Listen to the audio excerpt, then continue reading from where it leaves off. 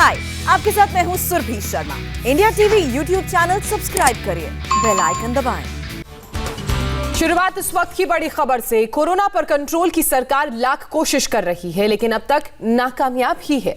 देश के 100 शहरों में कोरोना कर्फ्यू के बाद भी हालात लगातार बिगड़ते जा रहे हैं। पिछले 24 घंटे में कोरोना के 1,31,787 मामले सामने आए हैं, जबकि 24 घंटे में ही कोरोना से 802 लोगों ने अपनी जान गंवाई है। दिल्ली के सर गंगाराम अस्पताल की बात करें तो यहां के 37 डॉक्टर्स कोरोना पॉजिटिव हो गए हैं, जबकि सारे डॉक्टर्स वैक्सीन के दोनों डोज ले चुके हैं। देश के लगभग 100 शहरों में इस वक्त कोरोना कर्फ्यू है।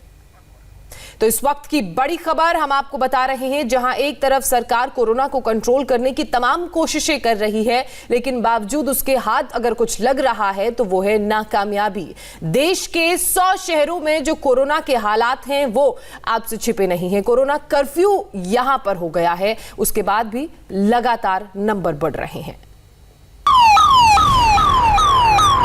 10 बजे से लेकर सुबह 5 बजे तक पूर्ण रूप से कर्फ्यू रहेगा।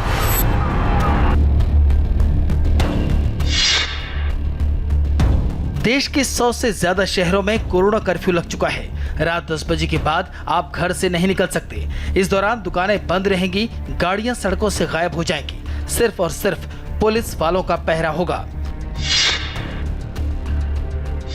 महाराष्ट्र में अलग अलग रेलवे स्टेशन की तस्वीर है। लॉकडाउन के डर से पिछले 3 दिनों में लाखों लोग पुणे, नागपुर और मुंबई शहर को छोड़कर जा चुके हैं।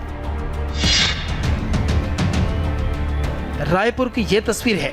खाली सड़कें हैं, सिर्फ और सिर्फ पुलिस की गाड़ियां हैं। 2, 4, 10 लोग सड़क पर नजर आ रहे हैं, जो घर से दूध, दही, फल, सब्जी लेने निकले हैं। ये खबर दहशत पैदा करती है कि जो लोग वैक्सीन के दोनों डोज ले चुके हैं वो भी कोरोना पॉजिटिव हो रहे हैं। दिल्ली के सर गंगाराम अस्पताल के 37 डॉक्टर कोरोना संक्रमित पाए गए हैं। हैरानी की बात यह है कि सभी डॉक्टर कोरोना वैक्सीन के दोनों डोज ले चुके हैं।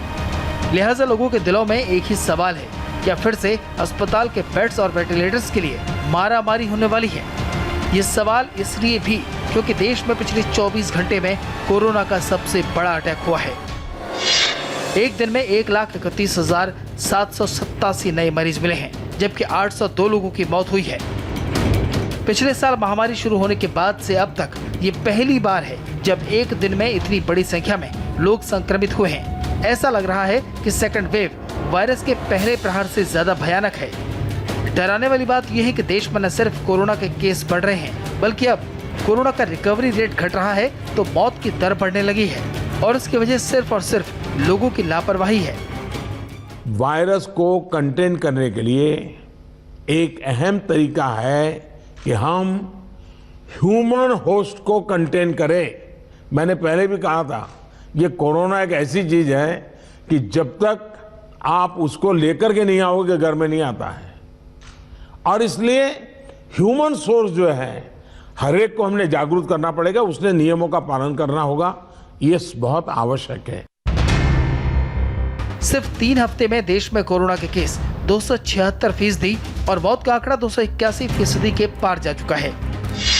18 से 24 मार्च के बीच 2,73,000 केस मिले और 1,320 लोगों की मौत हुई। 25 से 31 मार्च के हफ्ते में 3,74,000 नए केस मिले और 1,977 लोगों की मौत हुई। 1 से 7 अप्रैल के बीच कोरोना के नए केस की संख्या 6,23,000 निकली और मरने वालों की संख्या रही 3,464। इन डराने वाले आंकड़ों की वजह से नाइट कर्फ्यू यानी कोरोना कर्फ्यू और आंशिक लॉकडाउन वाले शहरों की लिस्ट तेजी से लंबी होने लगी है। हालात बहुत नाजुक हैं और टेंशन बहुत ज्यादा है। WHO ने भी यही कहा कि कोरोना से जंग में पहला हथियार नाइट कर्फ्यू ही है। प्रधानमंत्री ने भी मुख्यमंत्रियों के साथ वर्चुअल मीटिंग में यही कहा। जहां पर रात्रि कर्फ्यू का प्रयोग हो रहा है वहां मेरा आग्रह है कि उसके लिए शब्द प्रयोग हमेशा करें, कोरोना कर्फ्यू, ताकि कोरोना के प्रति एक सजगता बनी रहे। कुछ लोग ये इंटेलेक्चुअल डिबेट करते हैं कि क्या कोरोना रात को ही आता है। हकीकत में दुनिया ने भी ये रात्रि कर्फ्यू के प्रयोग को स्वीकार किया। भारत में दुनिया का सबसे बड़ा मिशन वैक्सीनेशन चल रहा है, फिर भी कोरोना काबू में आता नहीं दिख रहा। कोरोना की दूसरी लहर रोज घातक होती जा रही है। दिल्ली में 24 घंटे में 7,437 नए मामले सामने आ रहे हैं, जबकि 24 घंटे में 24 लोगों की मौत हुई है। पूरे एनसीआर में कोरोना कर्फ्यू लागू है। यह हालात तभी सुधर सकते हैं जब हम और आप अपनी जिम्मेदारी समझें। हाय, आई एम सुरभि शर्मा। खबरों से अपडेट रहने के लिए India TV YouTube channel subscribe करिए, साथ में बेल आइकन जरूर दबाएं। जुड़े रहें इंडिया टीवी के साथ।